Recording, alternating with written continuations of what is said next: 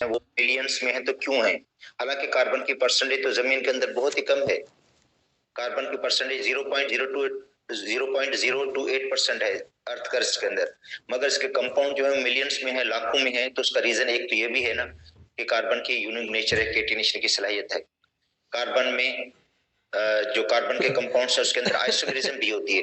Isomerism की भी एक सबब है कार्बन के कंपाउंड्स के ज्यादा होने का, कि मॉलिक्यूलर फार्मूला तो सेम हो जाता है मगर स्ट्रक्चरल फार्मूला जो होता है उनका डिफरेंट होता है, जिनकी वजह से कार्बन के कंपाउंड्स जो होते हैं वो ज्यादा हो जाते हैं। या कार्बन जो है वो मल्टीपल बॉन्ड बनाता है। मल्टीपल बॉन्ड बनाने की वजह से वो रिंग भी बना लेता है, चेन भी बना लेता है, डबल बॉन्ड भी बना लेता है, सिंगल बॉन्ड भी बना लेता है, ट्रिपल बॉन्ड भी बना लेता है। तो उसके अंदर मल्टीपल बॉन्ड्स बनते हैं, मतलब 4 बॉन्ड्स कार्बन के जो है टोटल 4 बॉन्ड बनते हैं। ठीक है, तो ये सलाहियत है कार्बन के अंदर। ठीक है, तो ये हमने पहले डिस्कस कर लिया था कि केटिनेशन की सलाहियत है, अपने एटम के साथ बॉन्ड बनाना, या अपने एटम के अलावा दूसरे एटम के साथ भी ये बॉन्ड बना लेता है, नाइट्रोजन के साथ, सल्फर के साथ, ऑक्सीजन के साथ। ठीक है, तो ये तो हमने पहले डिस्कस कर लिया था, जस्ट आपको बता रहा था मैं। अच्छा, सेकंड है non ionic nature.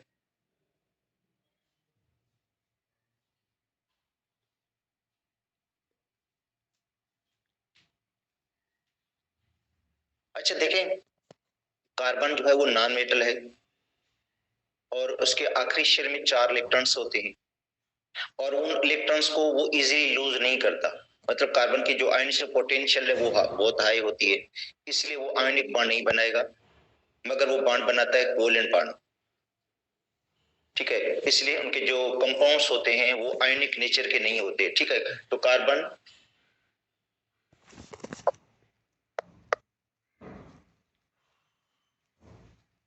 Form covalent bonds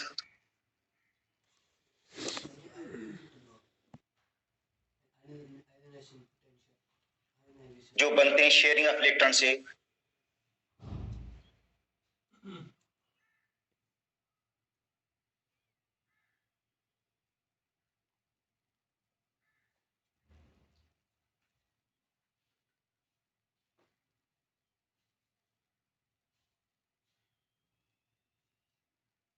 इसलिए ये क्या होते हैं, नॉन आयनिक नेचर के होते हैं।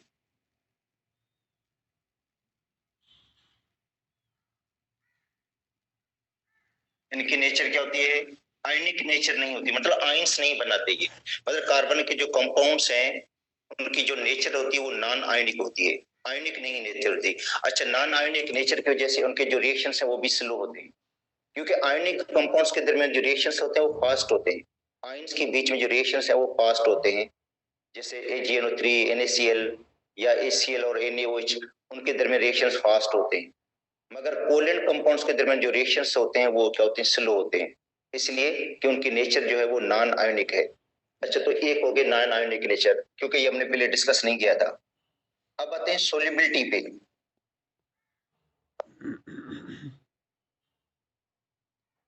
देखिए, जो सोल्युबिलिटी है ऑर्गेनिक कंपाउंड्स की वो डिपेंड करती है नेचर ऑफ द सोल्यूट और नेचर ऑफ द सॉल्वेंट पे। वैसे कहीं भी देखेंगे आप, जो किसी भी कंपाउंड की जो सोल्युबिलिटी होती है वो डिपेंड करती है उसकी नेचर पे डिपेंड करती है। मतलब कि सोल्यूट की नेचर क्या है, सॉल्वेंट की नेचर क्या है। अगर सपोज करते हैं हम सोल्यूट पोलर लेते हैं और सॉल्वेंट भी पोलर होता है तो उसकी सोल्युबिलिटी ज्यादा होगी।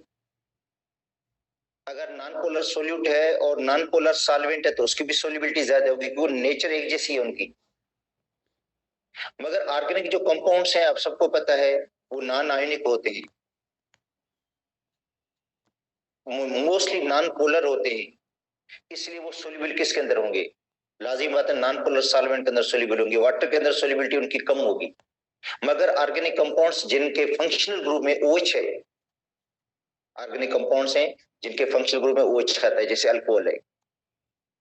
अच्छा, कार्बोक्सिलिक एसिड है जिनका फंक्शनल ग्रुप देखो पोलर है, functional group they are soluble in water, ये वाटर के अंदर सोल्युबल है।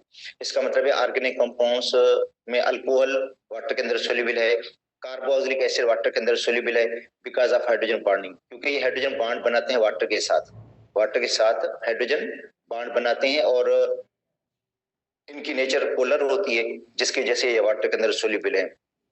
मगर नॉन पोलर जो सोल्यूट है जैसे मीथेन, इथेन, प्रोपेन, ब्यूटेन, ये आपको पता है वाटर के अंदर सोल्यूबल नहीं होते। ठीक है, mostly.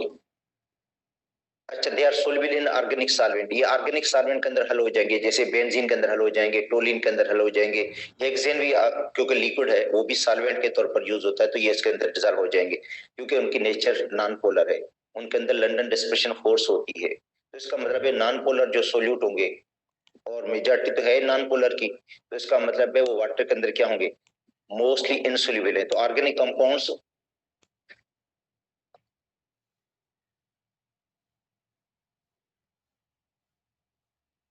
solubility of compounds depends upon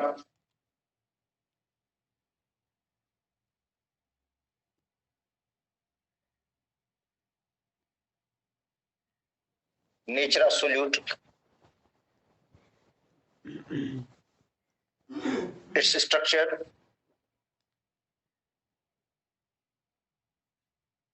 and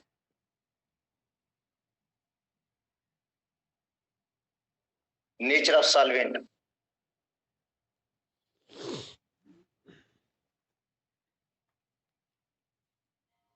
Organic compounds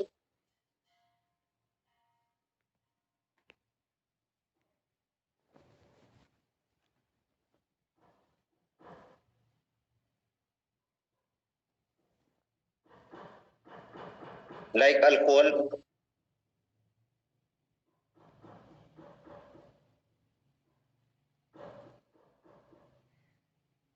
having functional group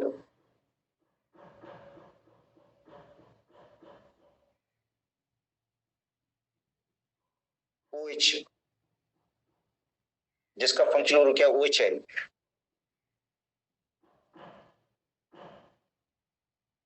ये पोलर ग्रुप है, जो OH ग्रुप है ये पोलर है, एंड कार्बोक्सिलिक एसिड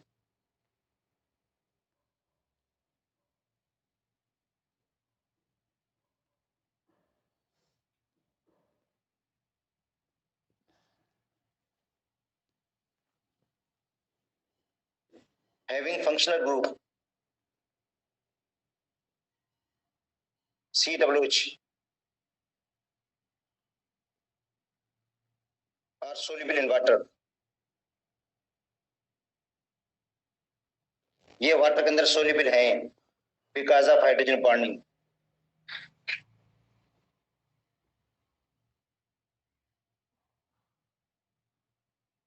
ये हाइड्रोजन बॉन्ड बनाते हैं,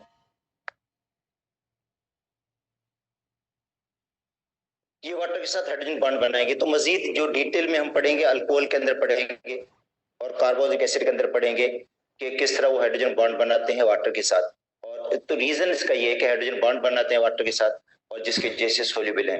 अच्छा, ऐसे ऑर्गेनिक कंपाउंड जिनके अंदर थोड़ी कुछ पोलरिटी होगी, मतलब अगर स्लाइटली वो पोलर हैं तो वो वाटर के अंदर सोल्यूबल होंगे।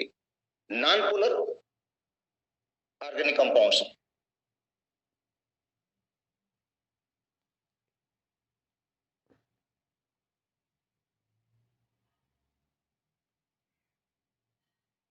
जो नॉन पोलर ऑर्गेनिक कंपाउंड्स हैं are insoluble in water.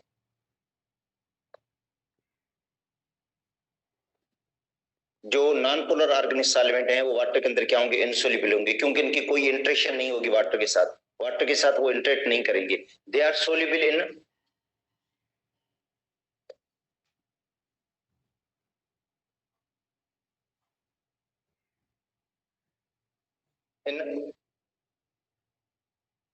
Organic solvent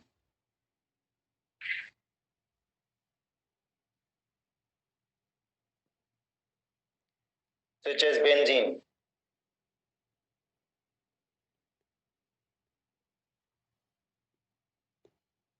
C6H6, or toluene, xylene, C6H5CH3, या हेक्सेन C6H14, तो जो नॉन पोलर सोल्यूट है, मतलब नॉन पोलर, जैसे methane, ethane, propane, butane non polar है, तो वो नॉन पोलर सॉल्वेंट जो बेंजीन है उसके अंदर हल हो जाएंगे। हेक्सेन भी सॉल्वेंट है, लिक्विड में होता है, उसके अंदर हल हो जाएंगे। टोलिन के अंदर हल हो जाएंगे। ये आपस में मिक्स हो जाएंगे या आपस में डिसॉल्व हो जाएंगे जो नॉन पोलर होंगे। तो इसका मतलब है जो ऑर्गेनिक कंपाउंड्स हैं वो मोस्टली नॉन पोलर हैं, इसलिए वो नॉन पोलर सॉल्वेंट के अंदर जो है वो डिसॉल्व हो जाएंगे, क्योंकि दोनों के अंदर फोर्स ऑफ अट्रैक्शन एक जैसी है। जो नॉन पोलर है उनके अंदर van der Waals force of attraction होती है या लंदन डिस्पर्शन फोर्स, ठीक है। तो दोनों के अंदर फोर्स एक जैसी है, फोर्स ऑफ अट्रैक्शन एक जैसी है, इसलिए वो हल हो जाते हैं, ठीक है। मगर मोस्टली वो वाटर के अंदर इनसोल्यूबल है। वाटर के अंदर सोल्यूबल ऑर्गेनिक कंपाउंड्स वही होंगे जिनका फंक्शन ग्रुप पोलर होगा। जैसे सपोज करते हैं OH ग्रुप है, वो हल हो जाएंगे पानी के अंदर, या NH2 ग्रुप जिसके अंदर है अमाइन है, वो भी वाटर के अंदर हल हो जाते हैं, ठीक है। मगर सोल्यूबिलिटी डिक्रीज होती है, सोल्यूबिलिटी डिक्रीज होती है with increasing size of alkyl group, ठीक है। देखो अल्कोहल की जो सोल्यूबिलिटी है वो भी कम हो जाएगी जैसे कार्बन की तादाद बढ़ती जाएगी। इसका मतलब है अल्कोहल के अंदर जो मिथाइल अल्कोहल होगा वो ज्यादा हल होगा, इथाइल अल्कोहल लेस सोल्यूबल होगा, प्रोपाइल अल्कोहल इससे भी कम होगा, ब्यूटाइल अल्कोहल इससे भी कम होगा। इसका मतलब जैसे कार्बन की तादाद बढ़ती जाती है तो सोल्यूबिलिटी क्या हो जाएगी, वाटर के अंदर भी कम हो जाएगी। अल्कोहल भी वाटर के अंदर सोल्यूबल है, मगर उनकी भी कार्बन की तादाद बढ़ने से सोल्यूबिलिटी क्या हो जाएगी, डिक्रीज हो जाएगी। जैसे कार्बोक्सिलिक एसिड है, कार्बोक्सिलिक एसिड में फार्मिक एसिड है, एसिटिक एसिड है, प्रोपेनोइक एसिड है, ब्यूटेनोइक एसिड है, तो इसमें भी कार्बन की तादाद बढ़ती जाएगी तो सोल्यूबिलिटी जो है वो कम होती जाएगी। तो ये, और वैसे भी हमने ये सारे टॉपिक आगे चलकर पढ़ने, ये तो मेन फीचर्स हैं क्योंकि ये हमने आगे डिस्कस करना है। हर कंपाउंड के बारे में हमने पढ़ना है कि उनकी सोल्यूबिलिटी वाटर के अंदर कितनी होगी, ये तो हमने ऑर्गेनिक केमिस्ट्री में आगे चलकर पढ़ना है। अच्छा, उसके बाद है फ्लेमेबिलिटी।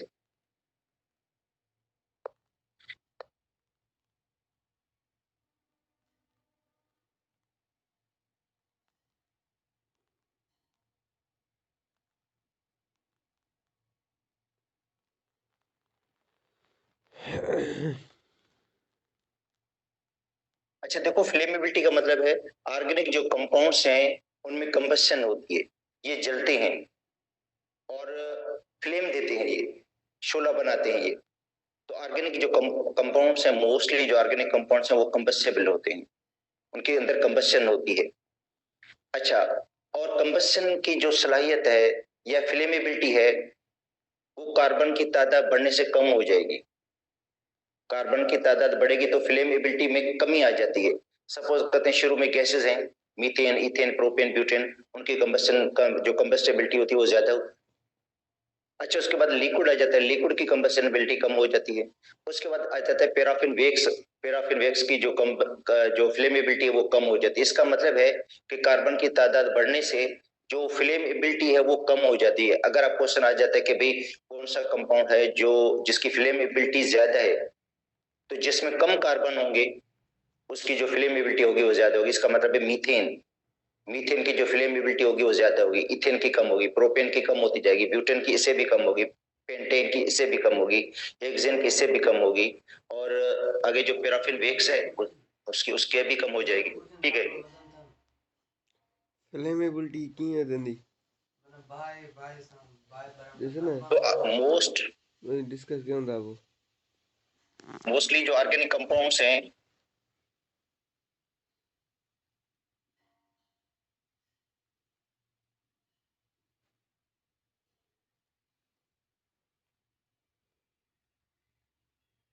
वो कंबस्टिबल हैं, they burn with oxygen.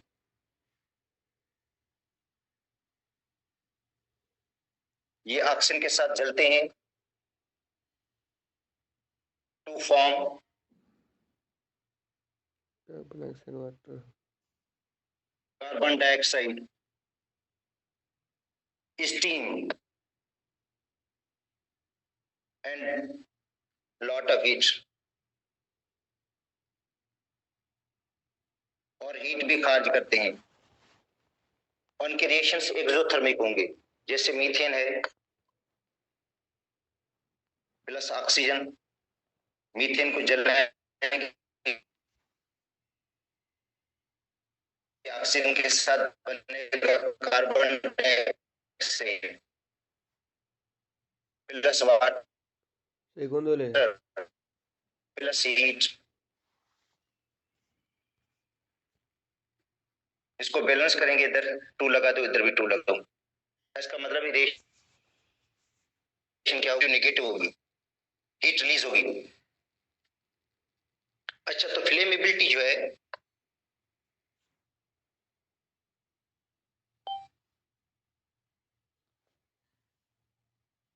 Decreases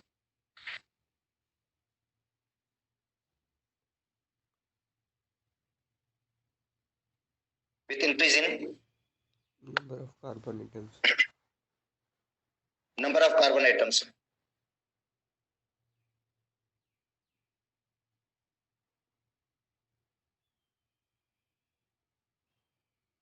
number of carbon atoms. अच्छा, इसका मतलब है जो गैसियस हाइड्रोकार्बन्स हैं उनकी कंबस्टिबिलिटी ज्यादा होगी। देखो, जो गैसियस हाइड्रोकार्बन्स हैं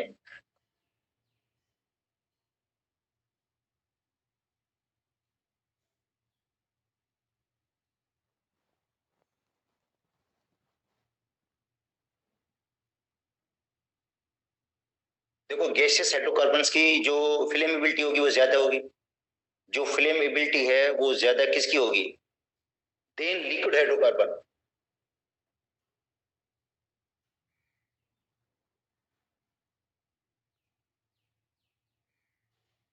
देन सॉलिड हाइड्रोकार्बन।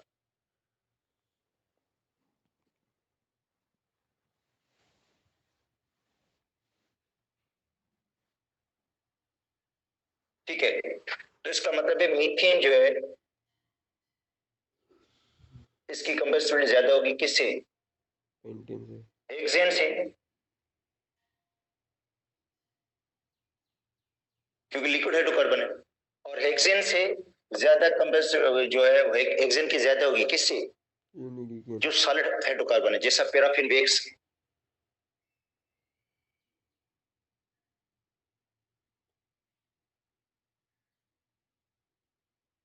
जो पैराफिन वैक्स है उसकी जो फ्लेमेबिलिटी होगी वो कम होगी, तो कार्बन की तादाद बढ़ने से फ्लेमेबिलिटी जो होती है वो कम हो जाती है।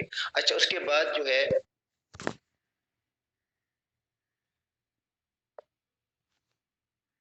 पांचवी प्रॉपर्टी है इसकी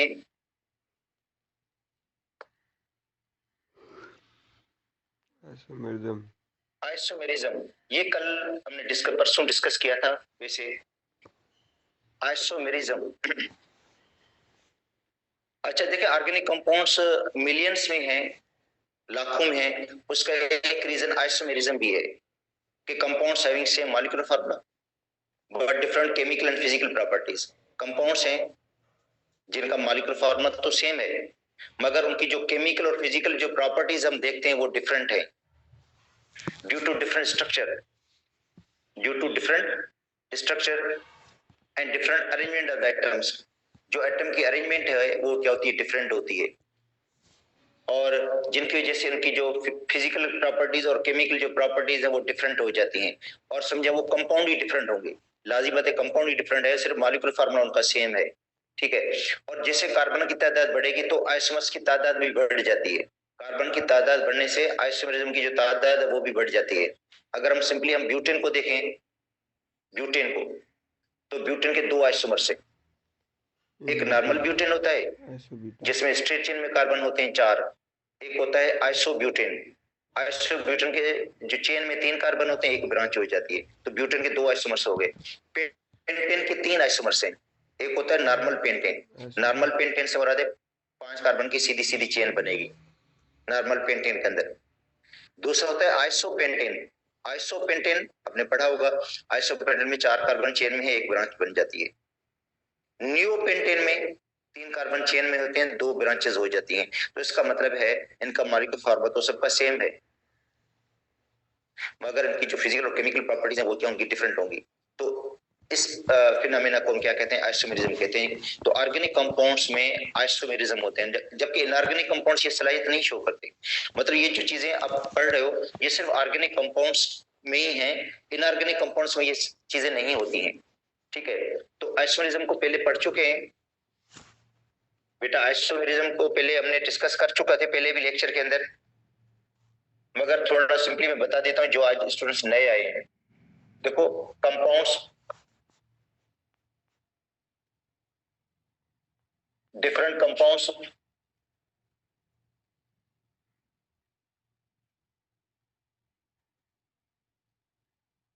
having same molecular formula, molecular formula same होगा बट डिफरेंट। डिस्टेंस में कौन आ जाए तोड़ गणा डिस्टेंस में कौन आ जाए फिजिकल एंड केमिकल प्रॉपर्टीज। अच्छा तू लिंक दे जरा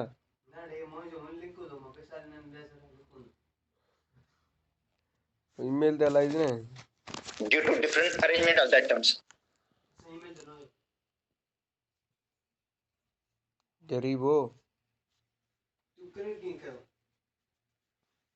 लेवल आ लेवल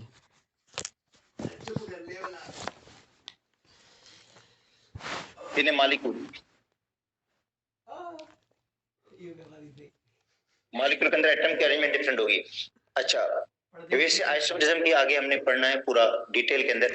यहाँ तो टर्म बताया गया कि आइसोमरिज्म की प्रॉपर्टी शो करते हैं ऑर्गेनिक कंपाउंड्स, मतलब ये ऑर्गेनिक कंपाउंड के मेन फीचर के अंदर आ जाता है। ठीक है, तो ब्यूटेन जिसका फार्मूला है C4H10, n iso n iso H2 isomers.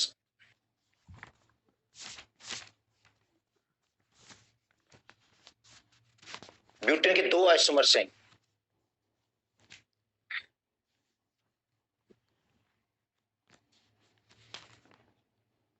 ठीक है, एक है नॉर्मल ब्यूटेन। देखो नॉर्मल ब्यूटेन में 4 कार्बन की स्ट्रेट चेन बनेगी। पहले कार्बन के साथ 3 हाइड्रोजन लगेगी क्योंकि पहले कार्बन का जो है एक बॉन्ड कार्बन के साथ बॉन्डेड है और 3 वैलेंसीज इसकी फ्री है, इसे 3 हाइड्रोजन लगेगी। इसके साथ 2 हाइड्रोजन लगेगी, इधर 2 हाइड्रोजन लगेगी और इधर 3 लगेगी। तो ये हो गया नॉर्मल ब्यूटेन।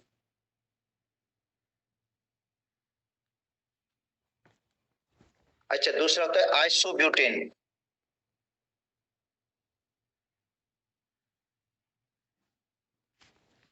आइसोब्यूटेन, बुक में लिख ली हुए आइसोब्यूटेन में क्या होगा, एक ब्रांच लगेगी।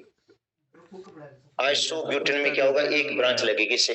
ठीक है, आइसोब्यूटेन या इसको कहेंगे 2 मिथाइल प्रोपेन। एडवांस तो बड़ा है। देखो यहां से हम काउंटिंग करेंगे तो 1 2, ये 1 नंबर, ये 2 नंबर, ये 3 नंबर, तो इसको कहेंगे 2 मिथाइल ब्यूटेन। तो ये तो एक एग्जांपल हो गई बेटा, ये तो एक एग्जांपल हो गया। आइसोमरिज्म की बहुत ज्यादा मतलब आगे कहेंगे तो ब्रांचेस बहुत हैं। ड्रा उनके ठीक है, देखो आ जाता है इसमें स्ट्रक्चरल आइसोमरिज्म, उसके बाद है स्टीरियो आइसोमरिज्म, फिर स्ट्रक्चरल आइसोमरिज्म की टाइप्स हैं आगे, chain isomerism, position isomerism, metamerism, tautomerism, ring chain isomerism. अच्छा फिर जो स्टीरियो आइसोमरिज्म उसकी 2 टाइप्स हैं, ज्योमेट्रिकल आइसोमरिज्म, ऑप्टिकल आइसोमरिज्म। ठीक है, ज्योमेट्रिकल आइसोमरिज्म में सिस और ट्रांस आइसोमरिज्म। तो आइसोमरिज्म को डिटेल में हमने आगे पढ़ना है। यहाँ पे टर्म पढ़ रहे हैं कि ऑर्गेनिक कंपाउंड्स भी, ऑर्गेनिक कंपाउंड्स में आइसोमरिज्म की प्रॉपर्टी होती है। तो नंबर ऑफ आइसोमर्स इंक्रीज, हैं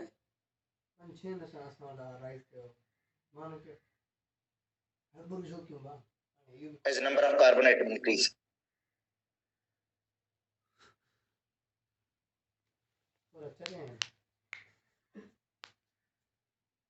तो तेरे अंजरा बियो को लिखिए डे इरफान लिखी जरी होने दे जाए। जैसे कार्बन की तादाद बढ़ेगी तो आइसोमर्स की तादाद भी बढ़ती जाएगी। जैसे मीथेन में कोई आइसोमरिज्म शो नहीं करता, इथेन भी नहीं शो करता, प्रोपेन भी नहीं शो करता चेन आइसोमरिज्म, मगर ब्यूटेन से आगे चेन आइसोमरिज्म शो हो जाते हैं। ब्यूटेन में 2 हैं, पेंटेन के 3 हैं, हेक्सेन के 5 होंगे।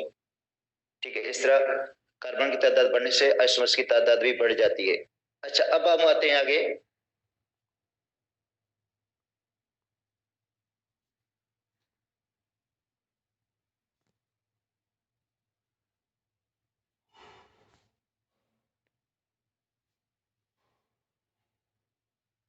Melting and boiling point.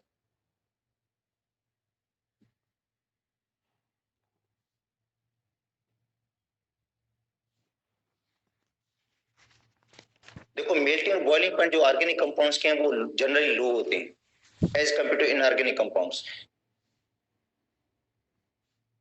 क्योंकि जो ऑर्गेनिक कंपाउंड्स हैं उनमें weak van der Waals force rotation होती है, या organic compound mostly non polar हैं, नॉन पोलर की वजह से इनका जो मेल्टिंग पॉइंट होगा, बॉइलिंग पॉइंट होगा वो कम होगा।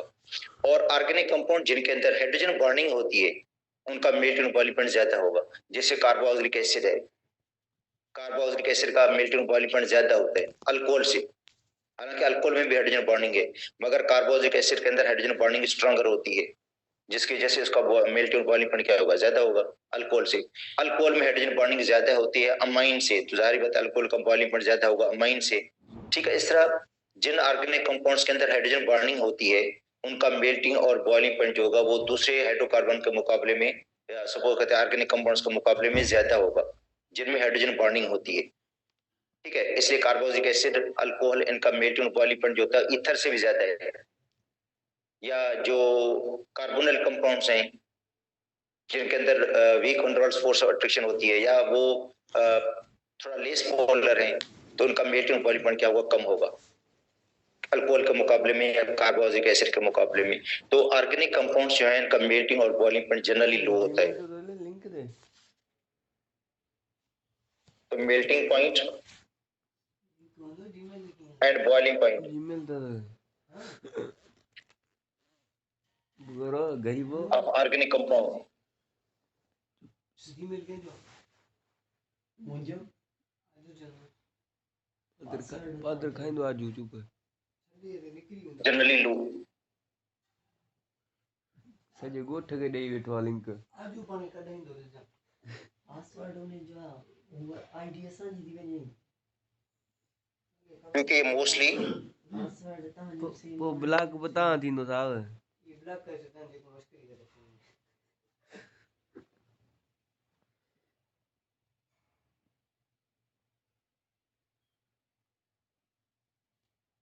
मोस्टली नॉन पोलर हैं,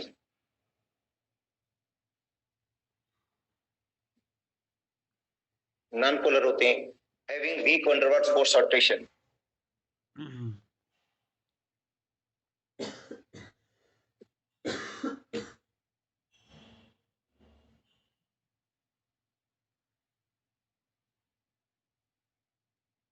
इनमें weak van der Waals force of attraction होती है,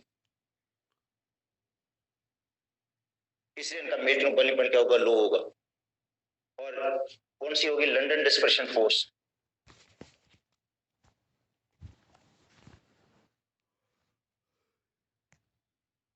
मोबाइल रात चार्जर मारो तो बैठायो मैं मकान होने करने लगा, इसलिए इनका मेल्टिंग बॉइलिंग पॉइंट जो होता है लो होता है। अच्छा, किसमें डाइपोल डाइपोल इंटरेक्शन भी होती है, मतलब ये वीकली पोलर हैं, जैसे कार्बोनल कंपाउंड्स हैं उनके अंदर। अच्छा, ऑर्गेनिक कंपाउंड्स मुझे बच्चा तेरा करो ना टीम में मुझे लगा रहा ये साइड में लगा ला ठीक है अंकल लगे लगाया हो containing hydrogen bonding,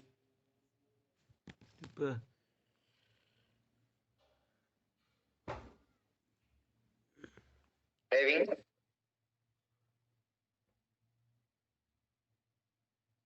high melting and boiling point। इनका मेल्टिंग और बॉइलिंग पॉइंट क्या होगा, हाई होगा जिनमें हाइड्रोजन बॉन्डिंग है, जैसे कार्बोक्सिलिक एसिड है।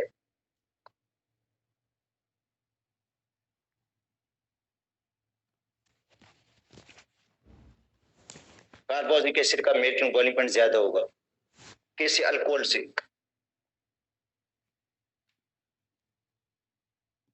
अल्कोहल से, अल्कोहल का ज्यादा होगा किससे,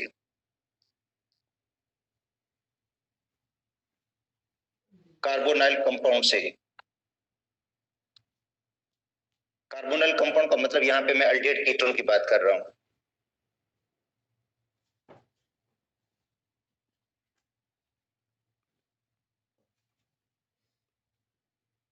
इनका इनका ज्यादा होगा किससे? ईथर से।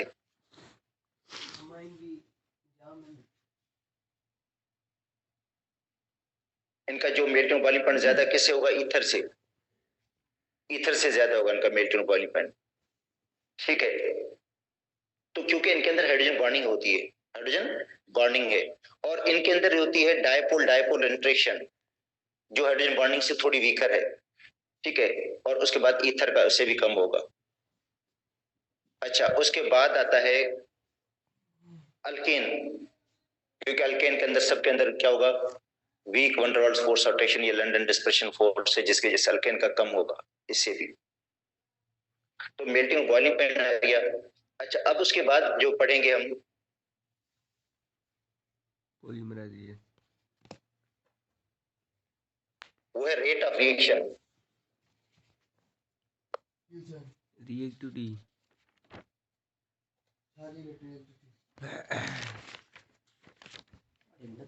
तो ऑर्गेनिक जो कंपाउंड्स हैं उनके अंदर कोवेलेंट बॉन्ड्स हैं। ठीक है, और इससे उनके जो रिएक्शंस होंगे, रेट ऑफ रिएक्शन क्या होगा? स्लो होगा as compare to ionic reactions या आयनिक कंपाउंड के दरमियान जो रिएक्शंस हैं। आयनिक कंपाउंड्स के दरमियान जो रिएक्शंस है वो फास्ट होते हैं, ऑर्गेनिक और कोवेलेंट कंपाउंड के दरमियान जो रिएक्शंस होते हैं वो स्लो होते हैं। ठीक है, तो रिएक्शंस बिटवीन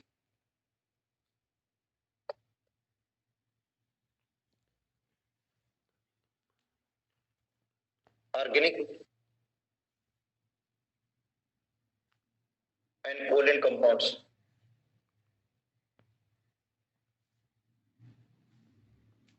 are slow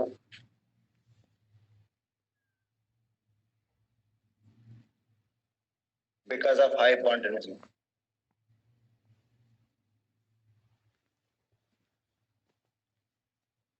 क्योंकि उनकी जो बॉन्ड एनर्जीज होते हैं वो हाई होती हैं। अच्छा, रिएक्शंस बिटवीन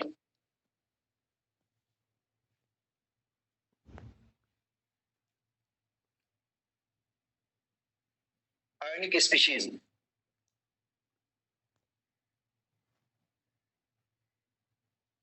आर फास्ट। जो आयनिक स्पीशीज हैं AgNO3 और NaCl है, उनके दरमियान रिएक्शंस फास्ट होगा।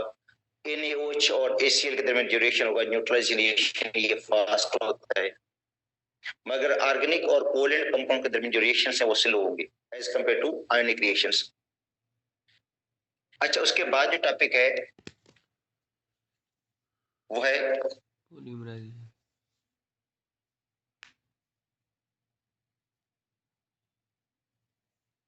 पॉलीमराइजेशन। देखो, ऑर्गेनिक जो कंपाउंड्स हैं उनमें पॉलीमराइजेशन होती है। छोटे मॉलिक्यूल्स हैं, आपस में मिलकर बड़ा मॉलिक्यूल बना लेते हैं बाय एडिशन पॉलीमराइजेशन और कंडेंसेशन पॉलीमराइजेशन। क्योंकि पॉलीमराइजेशन के प्रोसेस हैं, या तो उनमें एडिशन पॉलीमराइजेशन होगी, मॉलिक्यूल सिंपली ऐड हो जाएंगे और ऐड होकर एक बड़ा मॉलिक्यूल बना लेंगे, जिसको हम क्या कहते हैं? पॉलीमर कहते हैं। जैसे इथीन है, इथीन आपस में कंबाइन होकर क्या बनाता है? पॉली इथीन बना लेता है, और ये अनसेचुरेटेड है इथीन, तो इसके अंदर एडिशन पॉलीमराइजेशन होगी। या पीवीसी है, पॉलीविनाइल क्लोराइड, तो विनाइल क्लोराइड के अंदर डबल बॉन्ड्स होते हैं, डबल बॉन्ड पे जैसे इनके अंदर एडिशन पॉलीमराइजेशन हो जाएगी। या विनाइल एसीटेट है, विनाइल एसीटेट भी अनसेचुरेटेड है, तो इसके अंदर एडिशन पॉलीमराइजेशन होगी। तो इसका मतलब है अगर मोनोमर अनसेचुरेटेड है तो उनके अंदर एडिशन पॉलीमराइजेशन होगी। अगर मोनोमर के अंदर फंक्शनल ग्रुप है, डिफरेंट फंक्शनल ग्रुप हैं, और वो फंक्शनल ग्रुप आपस में कंबाइन हो जाते हैं और वाटर को खारिज कर देते हैं, तो ये क्या होगा? कंडेंसेशन पॉलीमराइजेशन होगी। तो इसका मतलब है जो ऑर्गेनिक कंपाउंड्स हैं उनके अंदर पॉलीमराइजेशन का प्रोसेस होता है, छोटे मॉलिक्यूल्स मिलकर बड़ा मॉलिक्यूल बना लेते हैं, उस बड़े मॉलिक्यूल को पॉलीमर कहते हैं, और प्रोसेस को हम क्या कहते हैं? पॉलीमराइजेशन। उनमें एडिशन भी है और कंडेंसेशन भी है। वो कंपाउंड की नेचर पे डिपेंड करता है, या मोनोमर की नेचर पे डिपेंड करता है कि मोनोमर की नेचर किस टाइप की है। अगर वो अनसेचुरेटेड है मोनोमर, तो लाजी बात है उसके अंदर एडिशन पॉलीमराइजेशन होगी, डबल बॉन्ड टूट जाएंगे, सिंगल बॉन्ड बन जाएंगे, एक बड़ी चेन बन जाएगी। ठीक है, जैसे polythene, polypropene, PVC, polyvinyl acetate, polyacrylonitrile, ये सब एडिशन पॉलीमर हैं। अच्छा, दूसरा टाइप है कंडेंसेशन पॉलीमराइजेशन की, जिसमें वाटर एलिमिनेट हो जाता है, जैसे बैकलाइट, फिनोल और फॉर्मल्डिहाइड की पॉलीमराइजेशन से बनता है। और पॉली इथाइलिन टेरिफिथैलेट, ये पॉलिएस्टर है जो बनता है इथाइलिन ग्लाइकोल और टेरिफिथैलिक एसिड से, इनके मोनोमर है, इनमें वाटर रिमूव हो जाएगा। ठीक है, तो पॉलीमराइजेशन की भी आगे आगे हमने पढ़ना है टाइप। यहाँ पे सिर्फ जस्ट पढ़ रहे हैं कि ऑर्गेनिक कंपाउंड्स भी पॉलीमर बनाते हैं, मतलब ये ऑर्गेनिक कंपाउंड के मेन फीचर्स में आ जाता है कि पॉलीमराइजेशन भी उनमें होती है। तो ये देखो, द प्रोसेस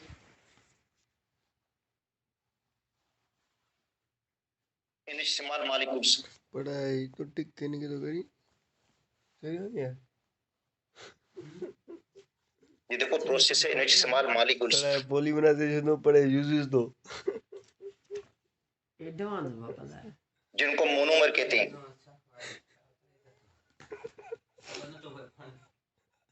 अच्छा, मोनोमर का मतलब क्या होता है? मोनो का मतलब होता है एक, मर का मतलब मॉलिक्यूल, एक मॉलिक्यूल जो होगा वो दूसरे के साथ मिलेगा, मतलब दो मोनोमर मिलकर डाइमर बनाते हैं। हाँ अच्छा, उसके बाद ट्राइमर बन जाता है, फिर टेट्रामर बन जाता है। जब ज्यादा मॉलिक्यूल्स मिल जाते हैं इसको हम क्या कहते हैं? पॉलीमर।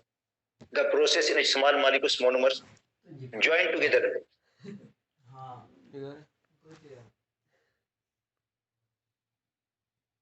ये कोई तो थोड़ा और टू फॉर्म,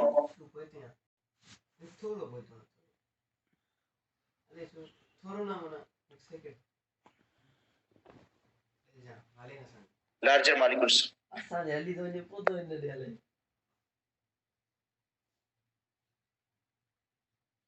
बाय एडिशन और कंडेंसेशन प्रोसेस। पानी से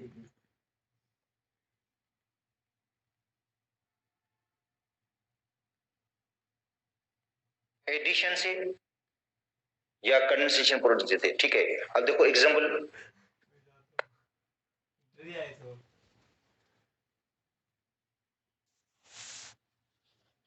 पॉलीइथीन,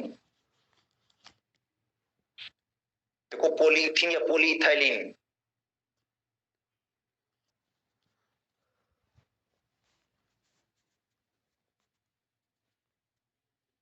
बेटा ये इथीन का पॉलीमर है। देखो इथीन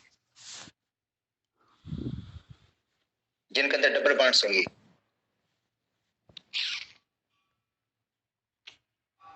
और इथीन के एन मॉलिक्यूल्स, ये नंबर ऑफ मॉलिक्यूल्स हैं इथीन के, जो क्या हो गए? एन हो गए, पॉलीमराइज हो जाएंगे, आपस में कंबाइन हो जाएंगे, आपस में मिल जाएंगे।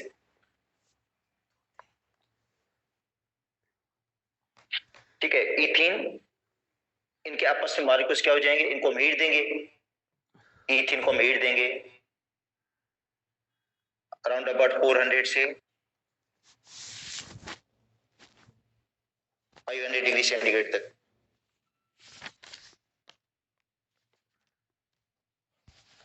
और तो इनके जो मॉलिक्यूल्स हैं आपस में कंबाइन हो जाएंगे, आपस में कंबाइन हो जाएंगे और बना लेंगे पॉलीइथीन। और इसके अंदर क्या होगा?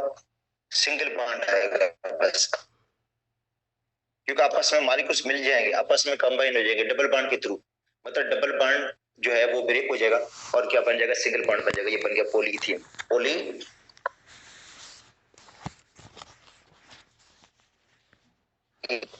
पॉलीमर। तो अब इसके अंदर फर्क क्या है?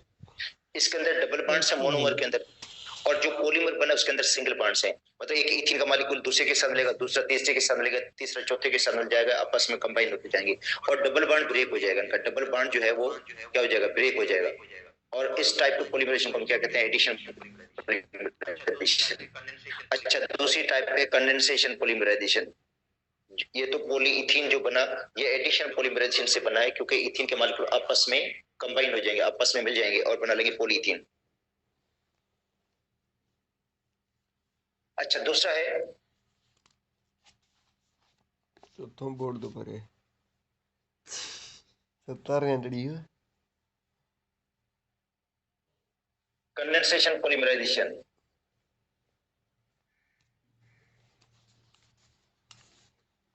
in which smaller molecule is eliminated.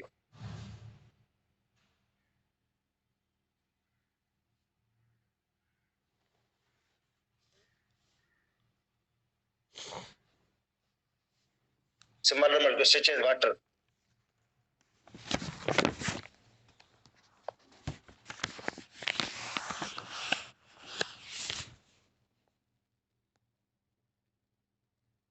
इसमें छोटा मॉलिक्यूल जो होगा एलिमिनेट हो जाएगा।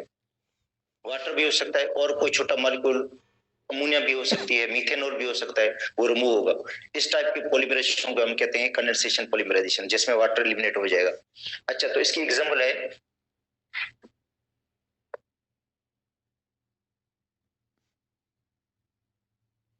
पोली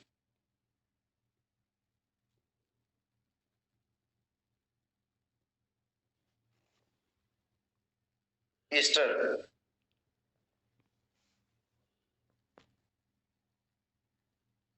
पॉलीमर, जिसका नाम है पोली इथाइलिन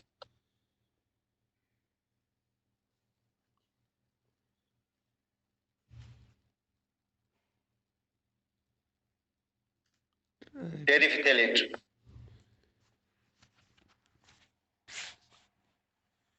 पीईटी, पीईटी ई भी लिखते हैं। तो पोली इथाइलिन टेरिफिथैलेट ये पॉलीमर होता है पॉलीस्टर का, मतलब इसके अंदर ईस्टर लिंकेज होता है, जो लिंकेज बनेगा वो ईस्टर का होगा। अच्छा, तो मोनोमर,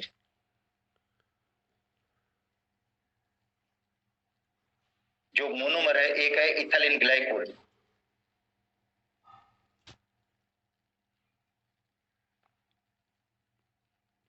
इसके लिए जो मोनोमर होगा वो एक इथाइलिन ग्लाइकोल है।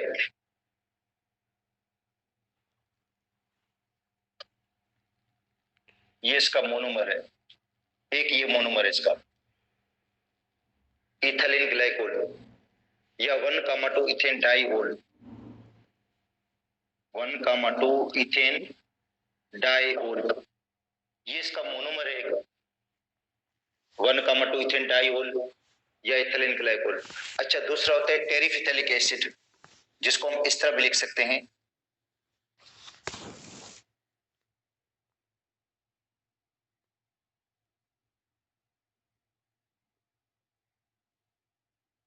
टेरिफिथैलिक acid.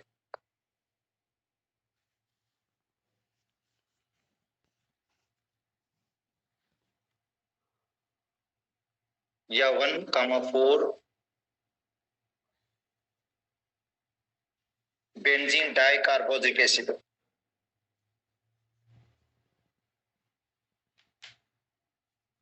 One comma four benzene dicarboxylic acid. तो देखो बेंजीन की रिंग बनेगी,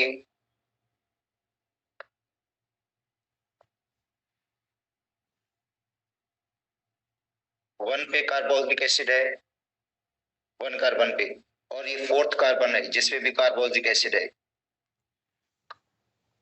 देखो ये पहला कार्बन, इस पे कार्बोक्सिलिक एसिड है, दूसरा चौथे पे, ये 1, ये 2, ये 3, ये 4, ये आपस में मिल जाएंगे मॉलिक्यूल्स। ये दोनों मोनोमर है, दोनों क्या है, मोनोमर है। ये आपस में क्या हो जाएंगे, कंबाइन हो जाएंगे, और वाटर मॉलिक्यूल रिमूव होगा। ठीक है, और इस टाइप की पॉलीमराइजेशन को हम कहते हैं कंडेंसेशन पॉलीमराइजेशन। तो देखो इसमें एक हमने लिया है इथाइलिन ग्लाइकोल,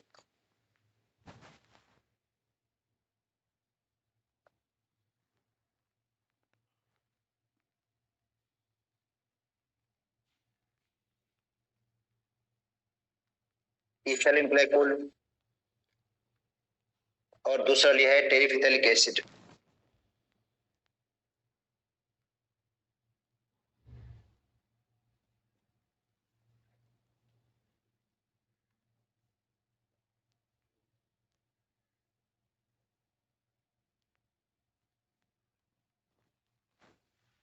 टेरिफिथैलिक एसिड,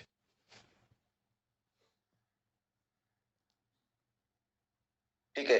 अच्छा, अब देखो इथाइलिन ग्लाइकोल होगा, टेरिफिथैलिक एसिड होगा, फिर इथाइलिन ग्लाइकोल आएगा, फिर टेरिफिथैलिक एसिड होगा। तो इसका मतलब लॉन्गेस्ट चेन बनेगी इनकी, मगर मैंने तो सिर्फ 2 ही लिखे हैं जस्ट आपको समझाने के लिए, जैसे आपको समझाना था जस्ट मुझे। देखो यहां से इस तरह होगा,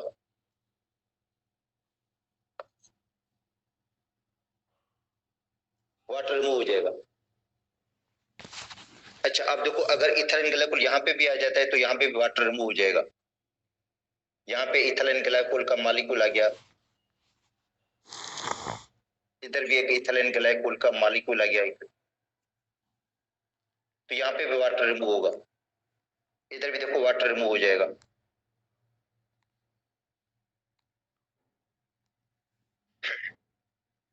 और लॉन्गेस्ट चेन बन जाएगी, इसकी लंबी चेन बन जाएगी। अच्छा तो पॉलीमर को हम कैसे लिखेंगे? तो जो पॉलीमर होगा उसको हम इस तरह लिखेंगे, OCH2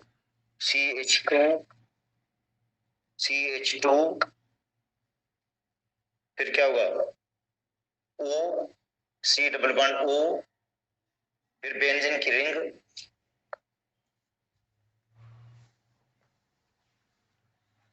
फिर C double bond O,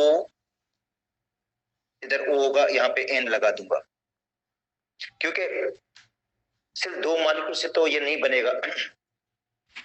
polymer का मतलब है कि many molecules, many ethyl glycol, many terephthalic acid के मॉलिक्यूल्स आपस में कंबाइन हो जाएंगे। मगर इसको देखो, ये लिंकेज जो बना है इसको हम कहते हैं ईस्टर लिंकेज, ये ईस्टर बॉन्ड है। ये जो लिंकेज है ईस्टर है। वैसे कार्बोक्सिलिक एसिड और अल्कोहल जब भी मिलते हैं आपस में तो लिंकेज जो बनता है इसको हम कहते हैं ईस्टर। कार्बोक्सिलिक एसिड और जो अल्कोहल है जब ये आपस में कंबाइन होते हैं, मिलते हैं आपस में, तो जो लिंकेज बनता है उसको हम क्या कहते हैं, ईस्टर लिंकेज। तो इसका मतलब यहाँ पे ईस्टर लिंकेज बना है, और ऐसे ईस्टर लिंकेज बनते जाएंगे, यहाँ पे भी आगे बनेगा क्योंकि आगे यहाँ से भी बॉन्ड है। तो इसको हम कहते हैं पॉलीमर को। कौन सा पॉलीमर है? पॉलीइथाइलिन टेरिफिथेलेट। इस पॉलीइथाइलिन टेरिफिथेलेट से हम क्या बनाते हैं, कौन से मतलब पर्पस के लिए इस्तेमाल कर सकते हैं? एक तो कपड़ा बनता है इसका, पॉलिएस्टर का कपड़ा बनता है, पॉलिएस्टर की बैग्स बनती हैं, पॉलिएस्टर की बैग्स बनती हैं, वाटर बॉटल्स जो होती हैं वो बनती हैं इससे, जिनके अंदर बेवरेजेस मशरूबात वगैरह होती हैं, ठीक है, उनकी जो प्लास्टिक की बोतलें बनती हैं वो भी पीईटी से बनती हैं, पॉलीइथाइलिन टेरिफिथेलेट। तो पॉलीइथीन टेरिफिथेलेट से फैब्रिक बनता है, कपड़ा बनता है वॉशिंग वेयर का। दूसरा, प्लास्टिक की जो बोतलें होती हैं, वाटर बॉटल्स, ये बनती हैं बेवरेजेस को, मतलब ये जो है मशरूबात वगैरह को रखने के लिए, मतलब पैकिंग मटेरियल के इस्तेमाल करते हैं, पैक करने के लिए जो पैकिंग मटेरियल है इसमें इस्तेमाल किया जाता है। ठीक है, तो बाकी हम कल पढ़ लेंगे।